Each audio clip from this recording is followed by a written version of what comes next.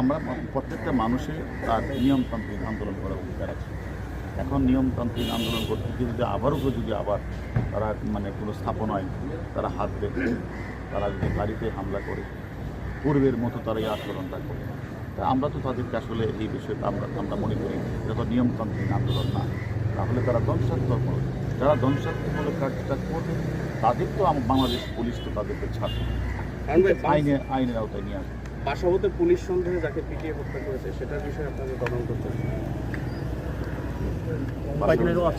Police আমরা দেখেন ওই যে বাসার যে ব্যবসায়ী তো সে যেতে চাচ্ছিল হাসনাবাদ, তাকে তারা পুলিশ মনে করে জামাত শিবির চক্র তাকে পিটিয়ে তাকে 1.5 কিলোমিটার তারা টেনে হিস্ট্রে নিয়ে গেছিল এবং তার কাছ থেকে তার অস্ত্রটা চিনে নিয়ে গেছিল, 3টা মোবাইল চিনে নিয়েছিল। আমরা সে অস্ত্রটা উদ্ধার করেছি, মোবাইল